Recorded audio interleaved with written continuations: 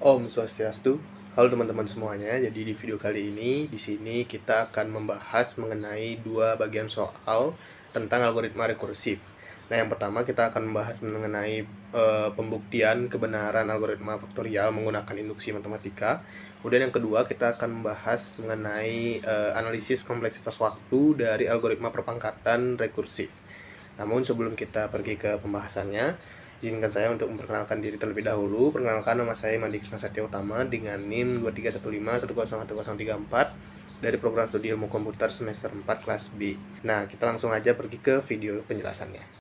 Nah, kita mulai dengan algoritma faktorial bagian pertama. Di sini saya mengambil soal nomor 1. Faktorial dari suatu bilangan n ditulis sebagai n faktorial dan didefinisikan sebagai hasil perkalian semua bilangan dari 1 hingga n. Contohnya 5 faktorial itu sama dengan 5 dikali 4, dikali 3, dikali 2, dikali 1, sehingga menghasilkan 120.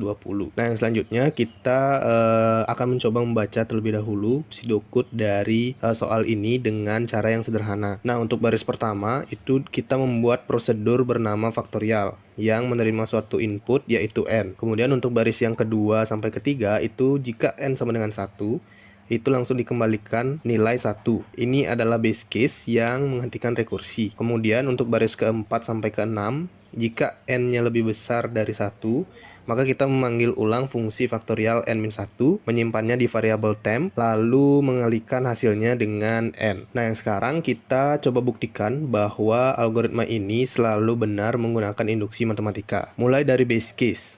Nah, jika n sama dengan 1, algoritma mengembalikan 1 yang benar karena 1 faktorial itu sama dengan 1. Kemudian selanjutnya itu hipotesis induksinya. Kita asumsikan bahwa algoritma benar untuk suatu k, yaitu faktorial k sama dengan k faktorial. Nah, untuk langkah induksinya yang pertama itu untuk n sama dengan k plus 1, kita bisa lihat bahwa faktorial k plus 1 itu sama dengan k plus 1 dikali faktorial k. Nah, berdasarkan dari hipotesis induksi tadi, kita tahu bahwa faktorial k itu sama dengan k faktorial. Jadi, faktorial k plus 1 itu sama dengan k plus 1 dikali k faktorial, sehingga menghasilkan yaitu k plus 1 faktorial. Nah, hal ini membuktikan bahwa algoritma benar untuk semua n. Jadi, algoritma rekursif faktorial ini benar untuk semua bilangan n lebih besar sama dengan 1. Oke, yang selanjutnya kita akan bahas untuk bagian 2, yaitu algoritma rekursif untuk menghitung x pangkat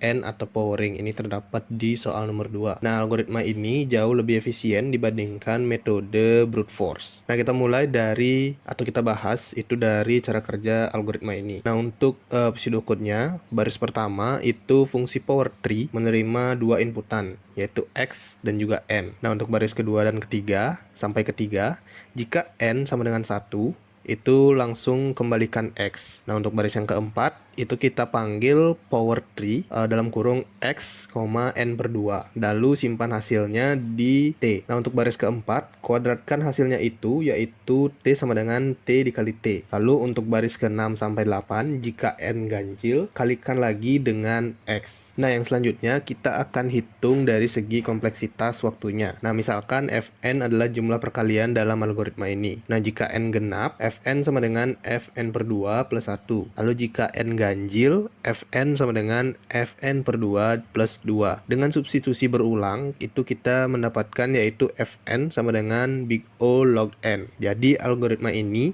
sangat efisien dibandingkan metode brute force yang memiliki kompleksitas big O n. Nah, itu dia tadi video penjelasan dari saya mengenai soal dua bagian soal tersebut.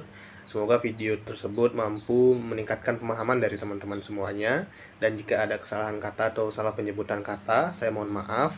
Saya tutup dengan Parama Santi, Om Santi Santi Santi Om. Terima kasih.